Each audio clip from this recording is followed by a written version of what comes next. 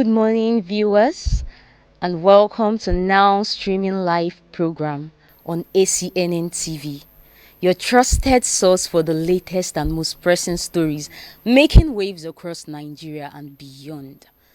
I am Chidima Ndukuba, your anchor for today. We must face a difficult but necessary conversation. Joining me in the studio is Mr. Obinna Oduche. Mr. Obinna, you're welcome, sir. Thank you very much. You're welcome. He's a political analyst. Joining us virtually from Abuja is Chief M.O. Shitu. You're welcome, sir. He's the Labour Party North Central Youth Leader. Joining us from Lagos virtually also is Comrade James Chidebere Okeke. He's a politician as well. Also joining us virtually from Delta State is Prince Godstime Ukwanowe, a politician and a human rights activist. You're welcome, you're welcome, you're welcome. And I'm here today with my co-anchor, my favorite person on the show. It's always beautiful doing this with you, Chidema. Yeah, it is. And a rainy day we have today. Yeah. Anyway, You're we welcome. thank God for today. You're welcome. Yeah, thank you. The headlines today are very heavy. The mood across Nigeria is tense. And once again, we are confronted with the tragic consequences of violence, not just from criminal elements, but increasingly from forces that should be protecting us. From heartbreaking killings in our community to disturbing reports of military aggression against peaceful protesters. From Zamfara to Benue, from Abraka to Abuja, Nigerians are asking a painful but very important and necessary question. Who will protect us when the protectors become part of the problem? We begin in Zamfara State, where tragedy struck from the skies. A Nigerian military jet, in a tragic error, launched an airstrike that killed at least 20 vigilante members in the Dansauda area. These were locals and volunteers that protect their communities from banditry, now mistaken for the very criminals they were fighting. This incident has sparked outrage, with many demanding answers. Of course, we need answers from the military, from the government. How does a force trained to protect end up turning its firepower on its people? And how do communities continue to trust a system that so often fails them? Everywhere in Delta State, what began as a peaceful protest in Abraka against rampant insecurity and kidnapping that is very obvious to us that is increasing daily, ended in violence, not from hoodlums, but allegedly from the Nigerian army. Before we go ahead, let's look at the newspaper for today. We have the Vanguard newspaper and the Punch newspaper, but we'll be starting with the Vanguard newspaper. The Vanguard newspaper, the story above the mask head, we have 2027 election, 2027, Atiku, Amechi, El Rufai, hungry for state resources, APC. And it says 2027 will decide Tinubu's fate. Ex-Vice President replies APC. This is a very important story. You should read it. You find it at page 5 of the Vanguard newspaper. Now we'll be looking at the head story on the Vanguard newspaper. SSCE. Stakeholders disagree with WAEC, NECO on use of CBT. And they have their reasons here. Well, if you want to look at the story and know more about it, you'll see the story on page 14 of the Vanguard newspaper. Going down to the picture story, by the left-hand side, we have alleged sexual harassment. Omokri dismisses Natasha's evidence. You find this on page 7 of the Vanguard newspaper. Are we still on this matter? It's well. I pray we get to a conclusion about this because it's long overdue. Yeah. Salah. Federal government declares Friday, Monday public holiday. This is a good news. It's something good. At least we have to rest and recuperate for the work so far we've done. It can be found on page 9 of the Vanguard newspaper. So you'll be sure that Friday and Monday is public holiday. And happy Salah. Yeah. Then by the right hand side, we'll look at 61 killed. Over 200 houses razed in fresh herdsmen attacks in Benue. We can find this on page 7 of the Vanguard newspaper. I just pray all this killing ends one day. Well, Niger flood, 503 households affected as death toll hits 200. Continue reading this on page 6 of the Vanguard newspaper. And that will be all for the Vanguard newspaper. Now, Gift, over to you. Let's hear from you. All right, from the Punch newspaper, they are leading with Wike's Tinubu endorsement sparks opposition firestorm, with the kicker saying PDP bigwigs, opposition party split over minister stance.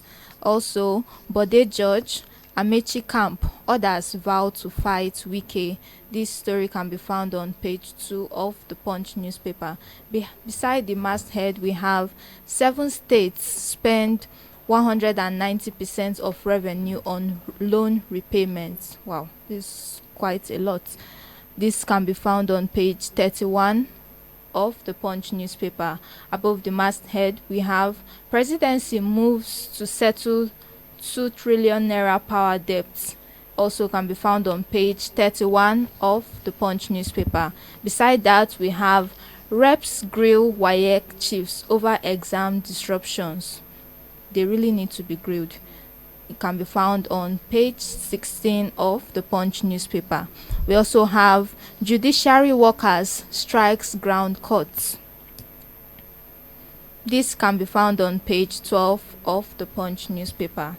Below the picture story, we have Boko Haram fueled by political elites to destabilize Tinubu. This is coming from Kalu. You can go ahead to get a copy of the Punch newspaper to get more details on this. It can be found on page 16 of the Punch newspaper. Beside that, we have 3 Nigerians bag 15 years jail for fraud in India. It's quite sad at times when we go out there and we hear of our brothers bringing the country's name to shame. This can be found on page 4 and 5 of the Punch newspaper. Also, we have Lagos APC Labour Party in turmoil as PDP eyes local government poll upsets. This can be found on page 7 of the Punch newspaper. Beside the picture story, we have federal government estimates 880 billion naira yearly for road maintenance. Are we seeing the road? It can be found on page 32 of the Punch newspaper. Okay, that's all for the Punch newspaper. Make sure you get a copy of yours to be up to date with the trending stories in Nigeria. Thank you very much, Gift. Thank you for that. Now we'll be looking at our trending stories, things happening in Nigeria, the painful stories, heart-wrenching stories happening on a daily in our country. And with me here are amazing guests that will join us in this conversation. So we'll look at the first. Let's look at this one. Hardship under Tinubu is more visible, more direct, and we can't continue like this. Infamous ex-army Chief Buratia. Mr. Obina, I know you have something to say about this because it's obvious the country is in a very serious turmoil and we can't do anything about it. So what do you think about this statement? I'm surprised that kettle is calling pot charcoal or pot calling kettle charcoal. These are the people that destroy this country and they have come out to criticize. Not that the sitting government is doing very well, but I think that integrity speaks a lot. Before you throw stone, make sure you are not living in a glass house. Very important. Yeah, because I remember that he was the chief of army staff for years. And the insecurity grew wonderfully high during his tenure as the chief of army staff. Yes. A lot of secret things happened during his tenure. The insurgents gained more power, gained superiority over our national troops. And we lost a lot of soldiers during that time. And the kids, they all died down. Yeah, many people were killed. Many villages were sacked by the insurgents. So I wonder why he is here standing tall to criticize the sitting government when he has a lot of bags and baggages that he's carrying. But that is a story for another day. Yes, there's hardship in the land. The sitting government is doing nothing to alleviate the hardship. They told us that they want to remove fuel subsidy so that they will stop borrowing and pay up our debts and give us essential infrastructures. But you can see that they're borrowing on daily basis. Every day. And the money accrued from the subsidy removal, we have not seen it. Not seen the And they've not impact. come out to tell us how much and where is the money. There's no road. People are suffering. Commodities are going high on daily basis. People purchasing power are coming down. People are dying on malnutrition. A lot of things are happening. I believe that the Nigerian masses should rise up. Yes, there's a disturbing issue concerning our security personnel. Instead of fighting the insurgents, taking them headlong, going to arrest the situation and stop the killing of innocent Nigerians, they are very strong, very agile to attack civilians that are defenseless, that doesn't have any harm. That's where their strength is. But where they need to go and be proactive, stop the insurgents, not waiting for them to attack, they are not interested. It's just to attack civilians. There's an incident that just happened at Onitsha Head Bridge, along that bridge, between the entrance from Asaba Point to Onitsha Head Bridge. A truck driver that refused to give the policemen on that road, you know, they normally have roadblock there. Yes. They refused to give them money. Because of that, they shot his tire. So all the vehicles blocked the road and refused to move, demanding that the police replace the tire. And they replaced the tire. good. That's a They brought beautiful they one brought for a new I one. love Nigerians. that. So you see, That's good. what am I trying to say? It is time Nigerians come out and fight for their rights. Exactly. I know that they will kill people, but they will be With one tired. voice. With They will one be tired at voice. some point. Whether you come out or you did not come out, definitely you will die in one way or the other in a very bad circumstance. Because Nigeria is not mentioned for anything good on the news. Outside, if you hear the news about Nigeria outside Nigeria, you will You not come cry. into Nigeria. Yes.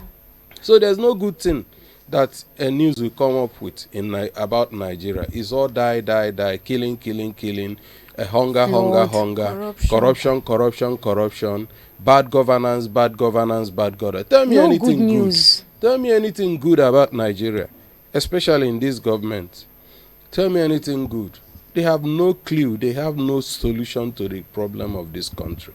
And they will say that they inherited bad situation from the former government. Is there not the same APC? It was APC that handed over to APC. So I don't see the reason why they should complain.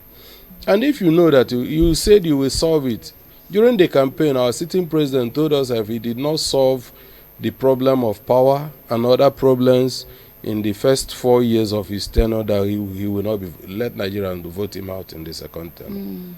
It's 2 years, and now we are seeing worse than what we have seen before. If ever. Are we Yes. not seeing him subtly campaigning for 2027? Definitely, they have started campaigning. The newspaper said it now, Yeah. endorsements. But I want to remind 2027 us, elections. I am not interested about 2027 now. 2027 is pregnant. Yeah. Nobody knows What will happen. Yeah. what 2027 will deliver. Yeah. Let me remind you, maybe you people were very small then, when Abacha was the Alpha and Omega in Nigeria. I remember I was part and parcel of that political gimmicks. I was getting every update. I was well informed about it. Every governor then endorsed him. Every individual in Nigeria endorsed him. He had no opposition. And at the end of the day, they said on that day of election, there will be referendum. I've never had it in the world. It was in Nigeria that I heard about referendum. First time. Yes, because there was no opposition. Wow. So what happened? He did not succeed. Now, let's remember Obasanjo. When Obasanjo was the president, He was finishing his second tenure, but he was never satisfied. He pushed to go for third term. He didn't succeed. I remember somebody like Goodluck, when he was contesting for his second tenure, every governor endorsed him. All the traditional rulers endorsed him. Even a child on the street endorsed him. But at the end of the day, what happened? Little opposition that just came up, they displaced him. So it is not a news to us. We know that endorsement will come. From every nook and cranny of Nigeria, there will be endorsement. But what matters is, at the end of the day, what happened? Now, is biting everybody. Anybody that tells you is not biting him are those few that are getting our money from our national purse and be sharing among themselves. He's biting everybody. We are buying fuel, almost 900 naira now. Dangote wanted to bring down the price of fuel, and they frustrated him because he was bringing it down on daily basis. If that trend had continued, by now we'll be buying fuel less than 500 naira. Yes. But because of that, they refused.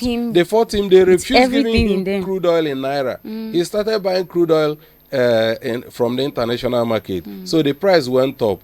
So and they were happy that Nigerians have started paying higher. What have you done for Nigerians' purchasing power to increase? Nothing. A bag of rice is almost 100,000 naira now. Local rice. We are not talking of foreign rice. And what is the salary of a civil servant? Going by the 70,000 they proposed, which has not been paid, can he buy a bag of rice? How much does it take one to fill his tank? How much does it take? You see, when you talk about fuel in Nigeria, it affects every sector, because that's the bane of Nigerian economy. We don't use train to convey our goods. We use vehicles, motor.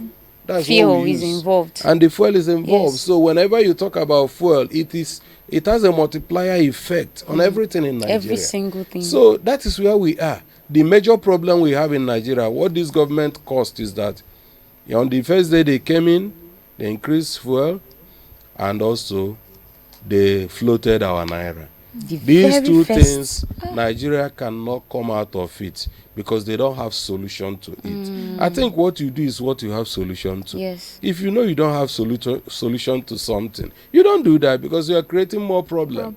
Yes. Before this administration came on, we were buying a 12.5 kg of gas, 2,200. Yes, and we were crying. How much is 12.5 kg of gas? I have the gas cylinder in my boots now. It's close to 16 to 17,000. That's what we buy, 12.5 kg of gas. So a lot of things. You see, I don't know. I don't understand. Why are Nigerians keeping quiet? You can't die 2 times. You are living on hell and you are still running away from death. The death will still come in one way or the other. On daily basis, the terrorists enter villages and kill. They stop vehicles on the road and take them into the bush and kill most of them, and demand ransom. Those that could not pay ransom, they kill them. So why are you still sitting down and being afraid of coming out to fight for your rights? When Nigerians come out and speak, I don't think any government will be more than us. They are few. Nigerians are many. We have the power. Let's come out on the street and demand that this nonsense should stop. If Nigerians come out, I remember a country where their prime minister refused to resign. When they demanded that he resign, the whole country came out and took over the whole of the presidential mansion. He ran away with chopper, and that was the end of our rule in that country. So whenever people come out, I know the military will try to kill people, the police will try to kill people, but they will be tired. What are the number of policemen in Nigeria? If we insist, what are the number of the military in Nigeria compared to the population of this country? We have sacrificed even more than enough. People that are dying are more than enough. Compared to, you say that when you come out, you will die. If you die, you become one of the people that saved this country. You will be remembered. You will ever be remembered for that. Yes, sir. Those that are killed by terrorists in Benue and Plateau and Taraba, who will remember them tomorrow? So we have to. Our security people have failed us. I don't mean security people. I mean the executive. Because the executive is their security. They have failed us. Look at the governor. I want to remind you people about Fayose. When he was the governor of Ekiti State, headsmen tried to take over Ekiti State. What did he do as the governor? He stood his leg on the ground and assemble hunters. Yes. Hunters are acceptable in Nigeria. After all, they were once killed on the road, and it became a problem because hunters are free to carry gun and travel on the road in Nigeria. So he assembled hunters and gave them the mandate to safeguard their territory. And before you know it, they ran away because they've seen that that place cannot be penetrated. You, as a governor of Benue, Plateau, Taraba, that are crying, why can't you do that? Save your people because you have the mandate. If you don't have the heart of a lion, resign. It's You are not very- supposed to be a governor. Yes, it's very important. We need to, our government need to do something, because all of these things, they have a solution to it. And viewers, please remember to call in and also engage in this conversation by calling the number on your screen or chatting us on all our social media platforms. Now, we'd like to hear from our online guest, Chief Shito. We'd like to hear from you what you think about this, the ex-military officer, the ex-military personnel in the person of Chief Burati, talking against the current government when he did not do anything in his own time. So we'd like to hear from you, Chief. Just to also add more context to that, when Mr. Obina was talking, he made mention of police that stopped a truck driver and tried to harass him, give us money, and Nigerians stood up to fight for him. Do you think, as Mr. Obina has made mention now, that we Nigerians, we should come out, we should fight for our right, literally? What other measures can we take in order to ensure that this fight we are going into, we are not backing down and we are coming out with a tangible result? Okay, we'll take the question to Comrade James. Comrade James, are you with us?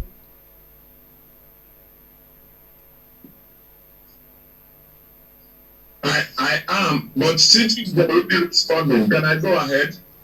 Yes, you can go ahead. Yes, you can go ahead. Okay. Yeah, good morning, Nigerians and the anchors. I greet you all. See, with what happened in Bridgehead, I think is a sign that Nigerians are actually, realizing gradually that power belongs to the people. Like Comrade Obina said, it's obvious that we Nigerians need to demand more, because I think the way it is now, we are under demanding, we are under asking questions. If you remember, Ireti said, all we do is, abuse, rant. If you also remember, Amechi has been on air since for a while now. He has been saying the same thing, that because we are doing nothing, that is why we abuse power. Okay, sorry, we have a caller.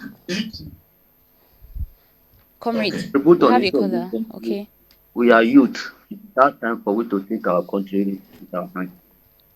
We cannot just put that in Nigeria that is going to be good, which is not going to be good. It is with the youth that take the country. This government, they are not able to do anything for us. It's hard time for we to stand on the gap, stand on our own, that yes, this country belongs to us, not for the old men. A 70-year-old man cannot rule Nigeria. Let young people come out and speak their voice. So that is my contribution. Okay, thank you very much. Thank you. Okay, over to you, Comrade James. Continue. Let's hear from you and where you stop.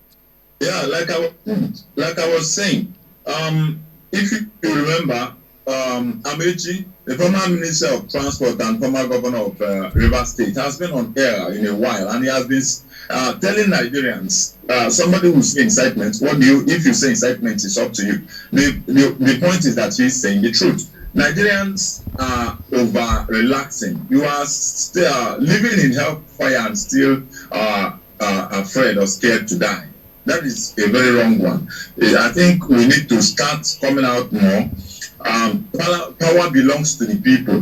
What the fellow transporters did in Asaba, that also yielded results, should tell Nigerians something.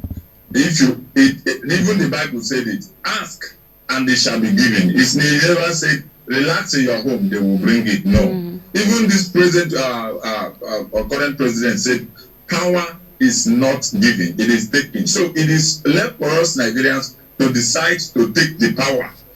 The power belongs to the people. So the moment, if we any day we decide that it is over, this maladministration, this injustice, because you can't tell me that there is justice where there is no equity. It doesn't happen.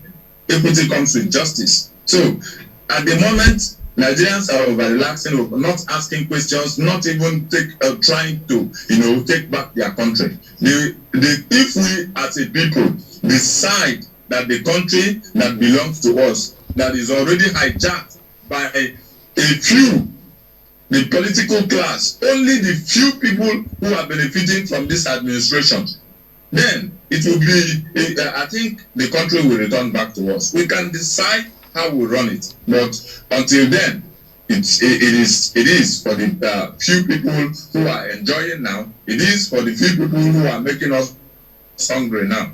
Now, let me talk about Buratai. Buratai was one time army chief, and everything went south under his watch, and he never said anything. But just suddenly, he has realized that we are all hungry, the security situation has deteriorated. Then, from where? Because before you say something has gone bad, you also say where you also need, before you can resolve it, you need to find the root cause or where it started. So the line of destruction passed through him, Buratai. So I don't think he has he has that effrontery and right to be coming out to tell Nigerians that things are actually going south. Anyway, it's up to him. I think he's a Nigerian, he has the right to come and speak, but I think we are not hearing him very well. He needs to also think about what he should have done then. Has he ever asked himself, what should I have done that I never did well? Or is it that there was nothing he could have done? I think if he has also one day come out on national television to tell Nigerians, oh, now suddenly I remember this was one of the things I was supposed to do then that I never did. And that was why the security situation of Nigeria went as bad as it were under my watch. But now, if you can copy this and copy that and copy that, then, or even do this and do this, then I think we are going to be getting results. Then if you're saying, you are not doing this, you are not doing this, and this is what I think that should, settle Nigeria's security challenge, then we will be hearing him. Because even the hunger he is talking about, security is part of the thing contributing to the hunger. Farmers that are supposed to be in the farm have all been killed by these headsmen, have been killed by Boko Haram and other all these insurgents. So what are we talking about? He should be ashamed of himself. Nigeria is in a dire situation at itself. Now, let me think. I think I should make a suggestion at the moment. A time came when we had somebody like Ihejirika. Before he would strike, first of all, they go with the camera and they survey everywhere. They make sure that the casualties on the other side are less and they take a picture before they strike. But imagine what we have now. People will go, no record of one bandit killed, but we have 20-something security operatives, those who are also back up to the army and the air force and the police, that the joint task force that we have. A backup to them, we also have the same security striking them, reducing the manpower and the policing efficiency. What a sad news. What a sad news for the country. I think if we don't need to play politics with everything virtually in Nigeria, if there is none of them who can do it, Nigerians should go back and beg Ihejirika to come and assist Nigerians with this. If he has a solution, why sideline him? We were getting results. He was pushing these insurgents back then. But at the point, we started playing politics with everything. The Northerners, who probably were beneficiaries of the insecurity then, started saying they are killing our people, they are killing our people. Then you hear Jirika and good luck had to stem down, and at the end of see where we are now, see the mess we are in now. We shouldn't play politics with the lives of Nigerians. Okay, protesters go outside because of lack of training. proper training. They engage them, shoot live bullet at protesters. Look at what is happening in Asabandel, every other in Abraka, and all other places. Nigerians should not be sacrificed. Nigerians should not be sacrificed for a crime they never committed. Well, all these protesters are trying to lend their voice to the challenges Nigeria has, so that the federal government of Nigeria will know their plight. Alas, then the security operatives who are also supposed to be protecting the people will turn back against them and be killing them. It's quite sad. The situation is definitely a bad one. Thank you very much, Comrade James. Thank you very much. It's quite sad because we know what to do in Nigeria. We see when people want to help, when people come up to tackle this issue, the country just have a way of silencing everybody. You talked about the protests that turned bloody. Yes, I would like us to also look at it as we engage Prince God's time. Protest against insecurity, kidnapping in Abraka turns violent as army shoots at peaceful protesters. You know that we said Nigerians, we need to come out and speak. These protesters, they were speaking. They came out to speak against this hardship, against the maltreatment, against the insecurity, the kidnapping happening in Nigeria. Yet they were chased away. They were fought against. They released fire against these peaceful protesters. So, Prince God's time, please, what do you have to say about this? What do you think we should do? You believe Nigerians should come out to speak for themselves? Because so many governors have said, fight for yourself, fight, defend yourself. But when you come out to defend yourself, you are being attacked, you're being fought against. So, what should we do? So, let's hear from you, Prince God's time.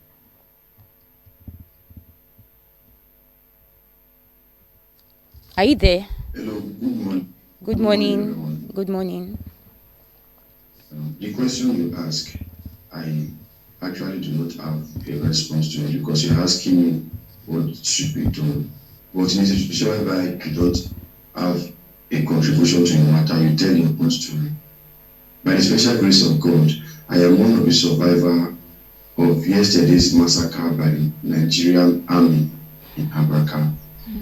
They identified me as a leader of the protest group and held me and my neck, dragging me to the person that identified himself as a lieutenant colonel and told me directly to my face that, let me tell you, I'm a lieutenant colonel, I can do to you whatever I want to do to you. After we started molesting our people, attacking our people, shooting sporadically, bullets touched some other persons, we lost life and properties. If your studio had a video of them destroying my car, they can also display it. At this moment, yesterday, I received a gory video of these military people, somebody in army uniform, destroying my car, hitting the tires of my car in a bid to destroy it. And at this moment, I have also taken the car away, and I do not have the possession of my own car at this moment. So this country, to me, this country is gone. And the government are telling us that they are in partnership with the people that are perpetrating insecurity in this country. Because I see no reason why, for God's sake, for heaven's sake, that the military would mobilize such kind of force to come and dispatch peaceful protesters in excuse that there is a blockage of road, whereas there are other exits. Then you cannot use such kind of force to also go and look for kidnappers. Yeah, just hear everything in the first place. Why do you use such kind of force to dispatch protesters and you cannot use such kind of force to fight insecurity? It's appalling. And you can see that these people, they lack foresight, both the government, the military, those people that came to that protest ground yesterday, the entire security authority in Delta State, the governor of Delta State, in the term of insecurity, it is not only F9, the governor of Delta State, Governor Sheriff Oboriwori, there's something that people call Agbekbo. That is what Governor Sheriff Oboriwori has, that is his current grade. His current grade is Agbekbo, something higher than F9 when it comes to his security of lives and property in Delta State. The man just sits in Asaba, do jamboree, take security boots, and do nothing.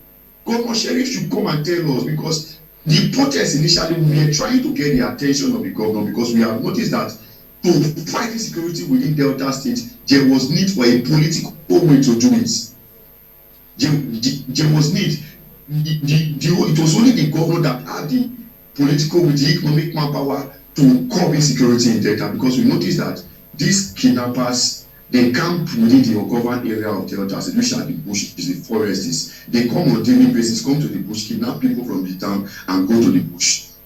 Then when we outlined this, we said, okay, the approach that local security are using, going to the bush to chase them, when you are coming, they already know that you are coming. That approach was no longer working. That we felt that we need to attract the attention of the governor so that he can provide more manpower to the security authorities, provide proper ammunition, and provide digital gadgets such as surveillance drones for them to do proper surveillance duty in the bush before they hold a coordinated attack. Not just going to the bush to show off force, you chase them today, tomorrow they come back. We needed a lasting solution, but lo and behold, instead of these people to come and listen to us collectively on the protest ground, they decided to maim us. They decided to massacre us. They decided to kill us.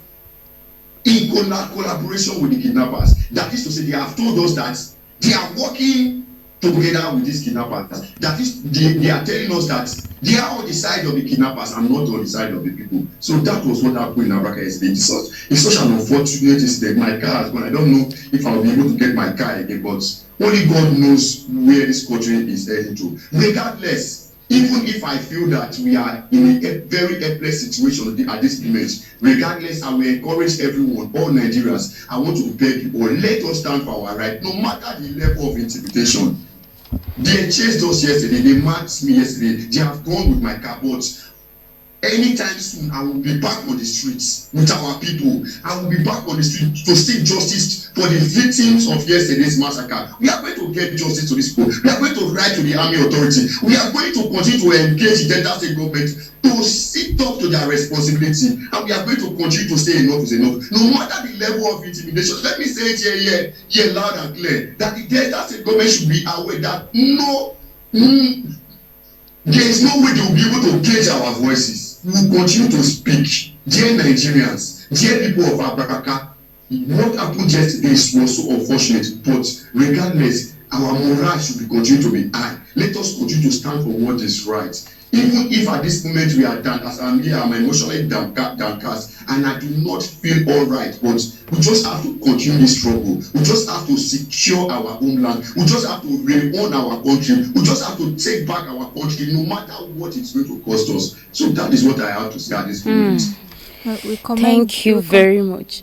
Thank you very much, Prince God's time. That's the spirit. We will not give up. We will not give up.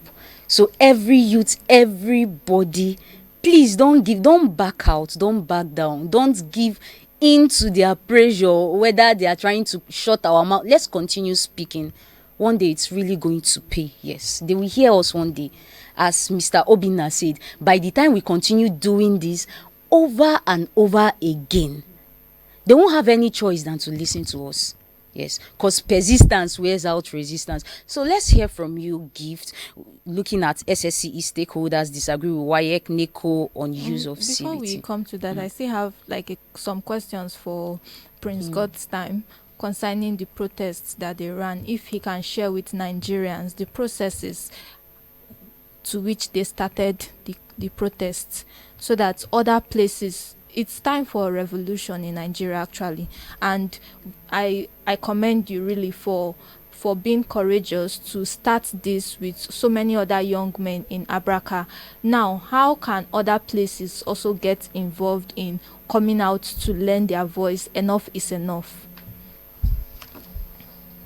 You see, this is a gradual process. You will notice that the way that these governments have recognized protests, they make it seem like protest is not a criminal offense in Nigeria. And a lot of people, judging from what happened in NSAS and what happened to our people yesterday in Abraka, just imagine me, a car owner, becoming careless just because I participated in the protest yesterday. It's very appalling. And you see, it will further discourage people, no doubt. However, we must continue to come out. The process that we started this protest was very simple. Just random young people came out carrying placard last week. So other people, some of us will join them with the placard and started demonstrating. So in the fashion of the traditional ruler of the community, who called us and advised us to be peaceful in our exercise. The next day we also came out. So after coming out, we evaluated our activities for the 2 days, and we noticed that the government, they do not care about the people. So we felt like, okay, we have to take it more serious. So we needed to strategize. We needed to plan a proper, and we announced an official protest date, and that was what gave the government and the military the impetus to mobilize against us. What I will advise henceforth is that let us not have a planned protest. Once you see somebody come and demonstrate, just join. In that way, you will not give them the chance for them to go and mobilize against you. You will not give them the chance for them to identify somebody as a leader of the protest. If you notice, after the first 2 days demonstration in Abraka, I was on my own, sleeping at home one of those days. I just got a call from the divisional police officer telling me to come to the station that the deputy speaker of the State House of Assembly was there. So immediately I walked in, I saw the State Regional President sitting already. They were already having a conversation, and he was like, this is one of the organizers of the protest. I said, no, I am not one of the organizers of the protest. I am part and parcel of the protest. I'm a protester. I joined the protest. This protest, I'm no known organizer.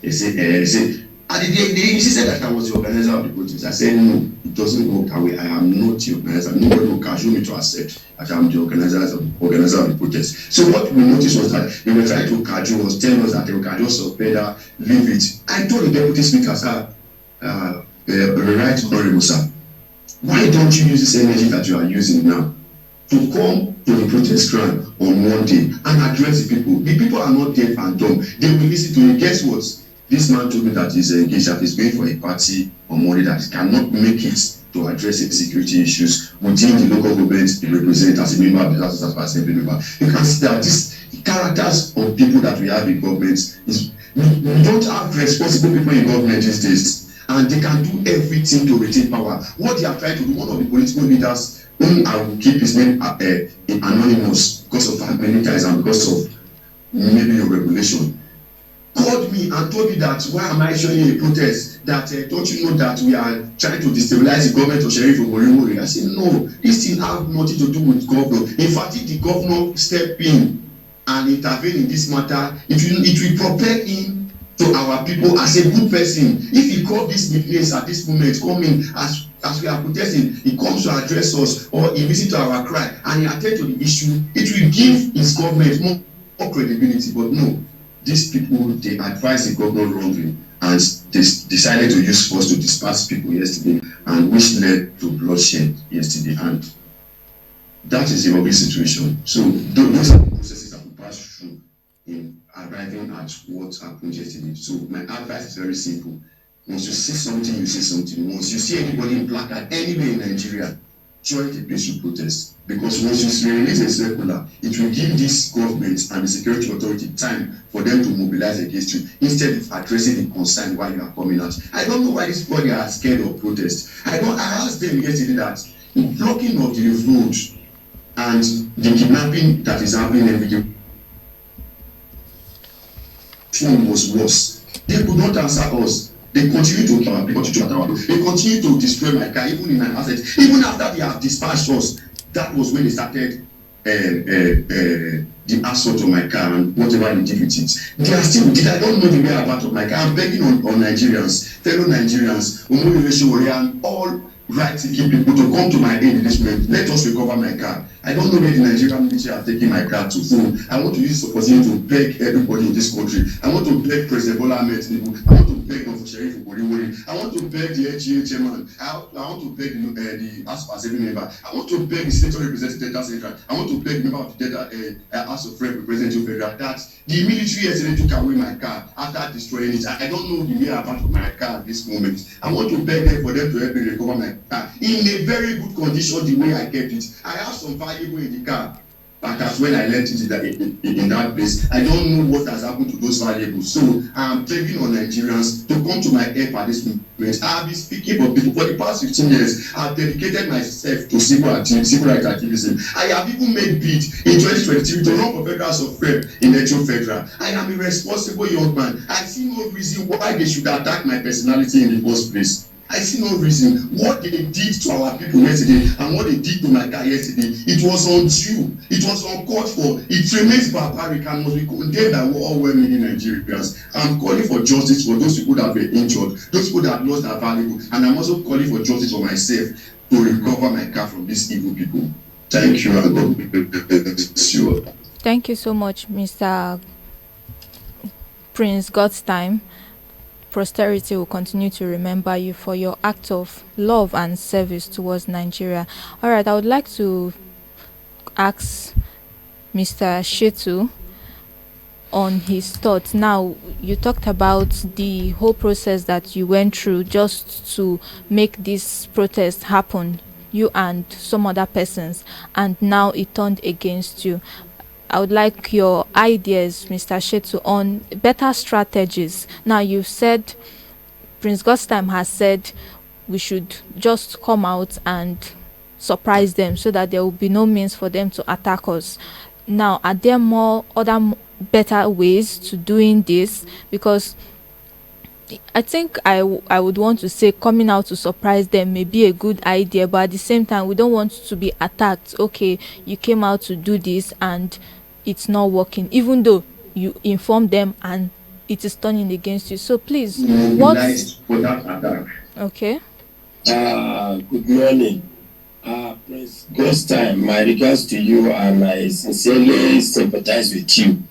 You see, this is a country where we find ourselves, and the earlier we are set for the battle ahead, the better for us. If truly we want to be patriotic, if truly we want a better Nigeria that we can all live, and that there will be a respect for the rule of law. Honestly speaking, it is across the federation.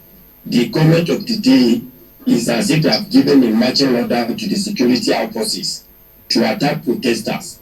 It is only in Nigeria you see that people come out to protest, and then they will be attacked, either with tear gas, with fire ammunitions. Security forces will be raising up their guns against peaceful citizens who are coming out to express their feelings. It's quite unfortunate. It is in Nigeria you see government will arrange a protest against protest. It's in Nigeria you see government will punch miscreants to go and attack people protesting. You cannot imagine, for God's sake, a protest. Does Nigerian military, Nigerian army have to be involved in a protest? The highest that the government should do, the highest that the security forces should do when there is a protest is to roll out their mobile police. This is basically what mobile police was established for, to address the issue of riot or whatever. Protest is not even a riot. Do you understand? But they can at least monitor the protest and ensure it is a peaceful one, ensure that people's property were not vandalized, ensure that people were not attacked. But in this case, it is the same government who use these forces to attack the peaceful protesters. And we cannot continue like this. Mr. Prince Godstime, please, you have to take a proactive action, a proactive step. You have to start writing authorities now concerning your car. Before they will come to start indicting you that certain things were found in your car, they may want to use that to frame you up. So the earlier the better now. Write a letter to the governor, ensure you write to your state house of assembly, write to the DSS, copy Nigeria Human Rights Commission, copy Attorney General's office, write Inspector General of Police, Chief of Army Staff, Chief of Defense Staff. Let them be aware. I wonder why they took your car away. I am willing to understand. What has that car got to do with the protest? A car that was parked was not even on motion. What impact is that? To them going around After they have destroyed the car, they destroyed the car and flattening destroyed the four tires of the car. After they destroyed the four tires of the car, throw it away. You can lie by actually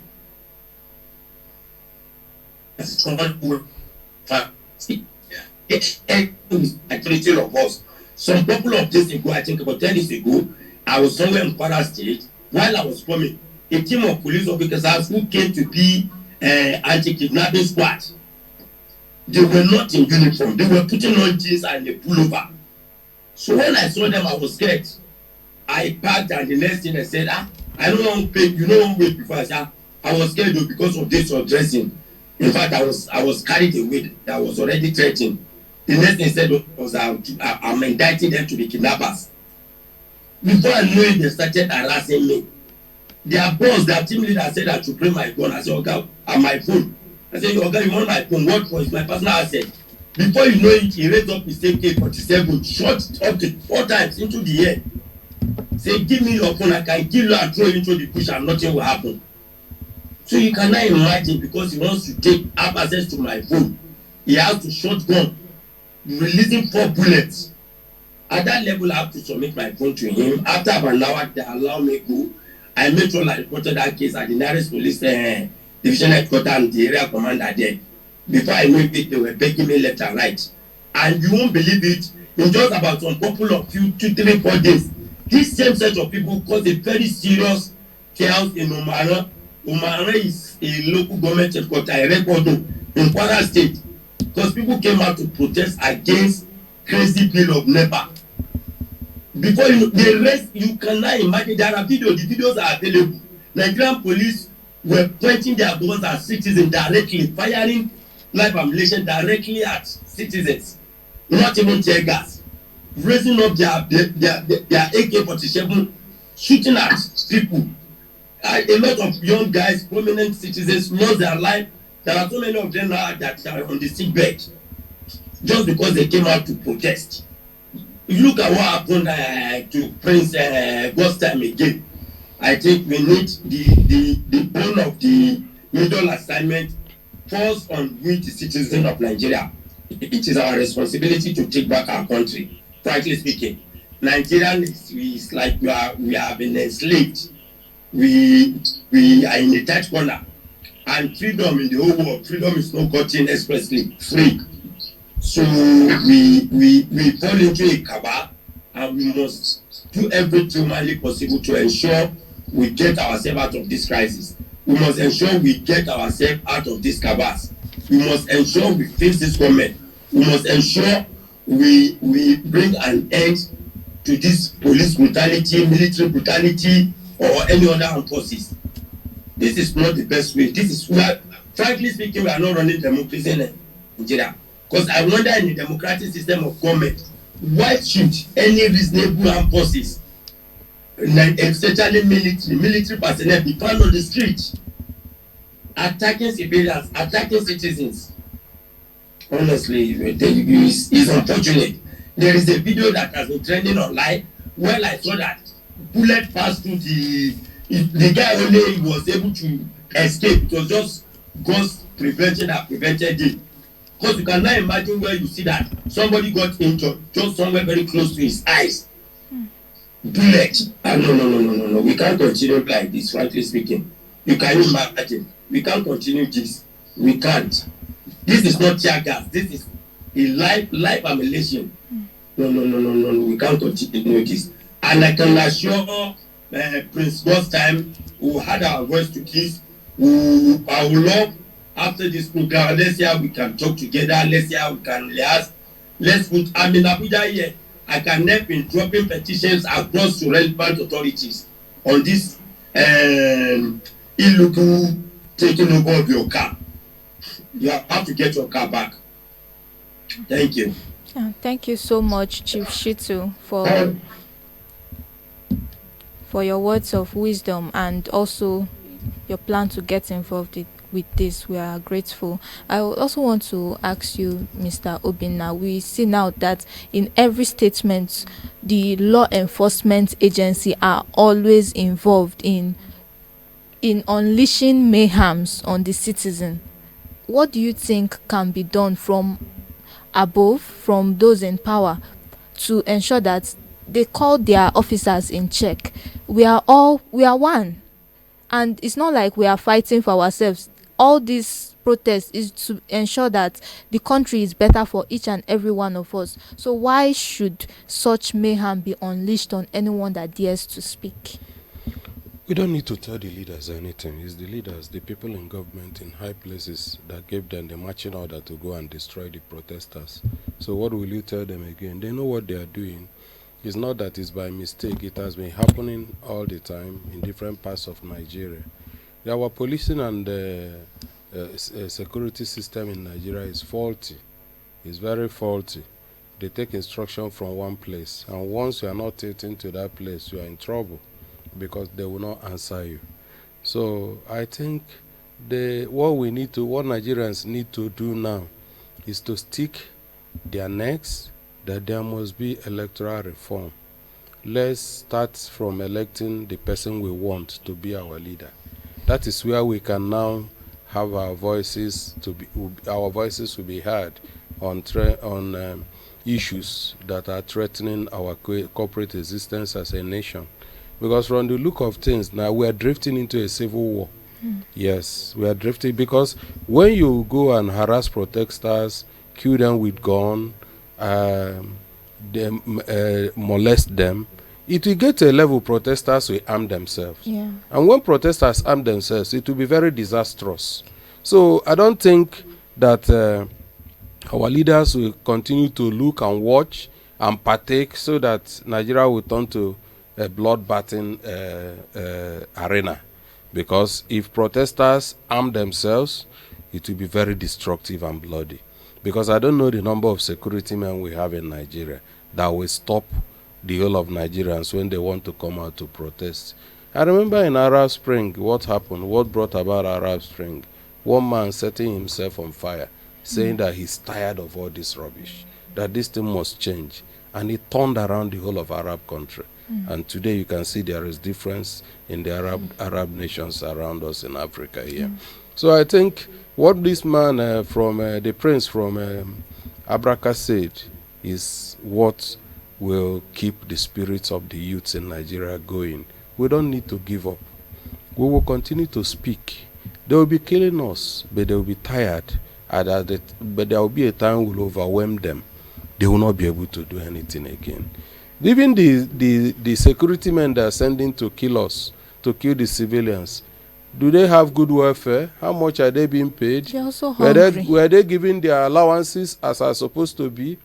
Those of them that are fighting at the war fronts with the bandits, if anything happens to them, what will government do for the family? In my kindred, we lost a very young guy who is a soldier as a result of sabotage from his colleagues. Yes, he's the one that operates the, what do they call it, that big armored vehicle. He's the one that operates it. And he's the one that has been the bane of that sustenance of that struggle over there in the war front. And what happened? Corruption and sabotage. They removed the pin, the firing pin, and removed the battery, not knowing. He never knew that it was like that. When the chiefs were down, he wanted to fire to repel the attacks of the terrorists. Lo and behold, the machine could no longer work. And everything was bad. And they came to capture him alive. And as a brave soldier, the last grenade with him, he was able to use it to kill himself and whoever that was around him.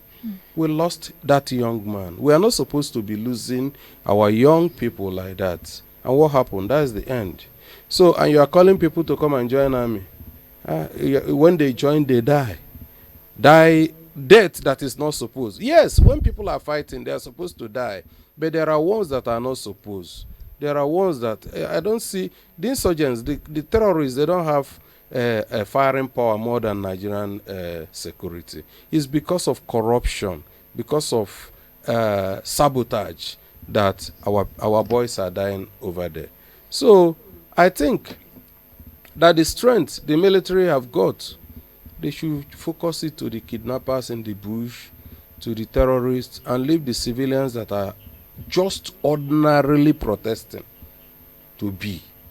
Because we have lost a lot of people through the attack of herdsmen, through the attack of bandits, through the attack of terrorists. We are losing people on daily basis. You look at Nigeria, we are losing people on natural disasters now. We have flood come in and take over 500 people away. That is what is happening in Nigeria too. So I think we don't need to speak to our leaders who is in government, because they are there in their comfort of their offices.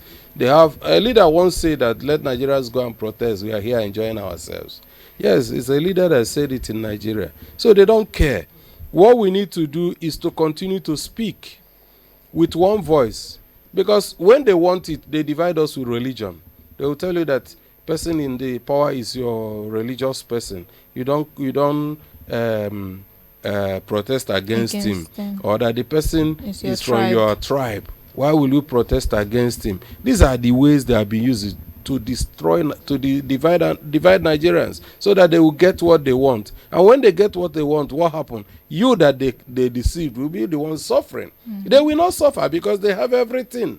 They go on with their limousines, which they have never worked for once in their life to raise such money.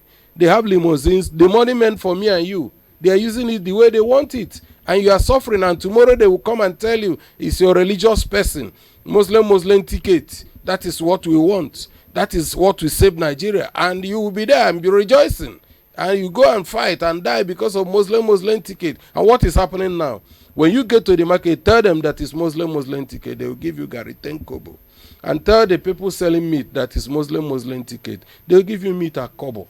And they will be dashing. You go to the filling station and tell the man at the pump, oh, it's Muslim ticket. Give me a 10 kobo per liter. Go everywhere, anything you want, just raise your hands and tell them it's Muslim ticket, that you have to have it, it's your right.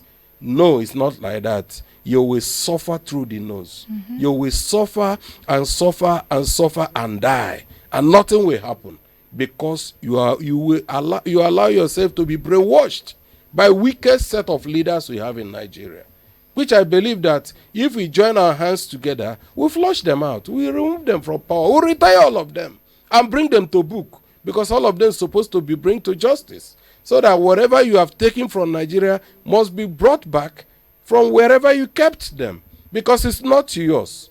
If you check the salaries of government officials and see what they have achieved and their investments and their assets so far, you ask yourself, how manage? How manage? The ordinary local government chairman, if you see what they have achieved, what they have amassed, you'll be surprised. So that's why people that doesn't have integrity are fighting to be in power, because once they get in power, they know what they're going to achieve. They know what they're going to get. This is the money that is meant to set up health centers, primary health centers. This is the money that is meant to fight insecurity. This is the money that is meant to give us good roads. This is the money that is meant to give us social amenities. People are taking it, and those people are not. They are not guilty. But if somebody steals a beak or a pen or ordinary chicken, he will go to court, and the court will jail the person for 10 years because he stole ordinary chicken. But people that have the pen, that are writing off billions of naira, they don't go. The court will not find them guilty. Rather, when they go to court, they will get bail, and the case will be on for 100 years, and the judgment will never be given. That is Nigeria we are today. And I think that if we join our hands together, we will change it. Yes. We will get it right. Yes. What is happening in Nigeria has happened in most part of African countries, where the Fulanis come in, seize the country, take over the country, and start fighting, start dealing with the citizens anyhow. It never lasted. Their dynasty never lasted. It will always fall when the people remember, when the people recollect that they have been destroyed. They will come back and take their place. So I know it will happen in Nigeria in a double quick time, because a lot are happening. We are getting to the highest level, and when we get to the wall, you don't have any other option than to face and push back. And that is where we are in Nigeria. We've gotten today. to that point Yes. now. Thank you very much, sir. We've gotten to that point now in Nigeria. Yeah. So I want you to give us your last word for the viewers, the people listening to you here. I want our viewers to understand that we still have hope in Nigeria. Okay. Nigeria is our country. We don't have any other place to go. We still have hope, but we need to come out and speak with one voice. We need to decide what we want to have in Nigeria. We need to say that enough is enough. And once we do that, They are cowards. They will run away. They cannot stay because they cannot withstand the power of the masses. They can't. They will run away. They will leave this country and will make the country what we want it to be. Because we have good heads in Nigeria. We have good people all across the country that will be able to put this country in order. In the beginning of this country, when we had independence, all our leaders were in their 20s and 30s. And they did very well. But today our leaders are in 80s and 90s. Somebody that doesn't have much years to live, do you think he will care about you? He doesn't care about you. He's 10 years because he knows that he will not be there when you are. He will just do whatever he wants to do because he knows that he doesn't have much time to live again. But when you are at your 30s, in your 30s, whatever you are doing, you know that in the next 40 years you will still be alive, and those things will haunt you for life. So that is why we need to take our destiny in our hands and make this country to work. Because this is a country blessed by enormous resources, both human, natural, and everything you think of in this country, we have it. This is a country that's supposed to be giant of the world, in terms of economy, in terms of every aspect part of life. Nigeria is supposed to be giant of the world because every part of Nigeria is blessed with different things, different minerals, different heritage. That is what we have in this country. And I think that when we get it right, the world will know that Nigeria has arrived. Yes. Thank you. Thank you very much, Mr. Obinna, for this word. Gifts, we like to hear your last words to our viewers and every other person. Taking cue from all that has been said so far, I will encourage Nigerians. We are getting to the peak point, like Mr. Obinna made mention of. We are tired, and now is the time to equip ourselves to push back. The people in power don't have the best interest for us. We shouldn't let them get away with it. Gather together, speak up, and I'm very sure in the nearest future we will see a better Nigeria we can all be proud of. Thank you very much, Gift. Gift said we should get up and act. And I think it's very necessary and important that we do that.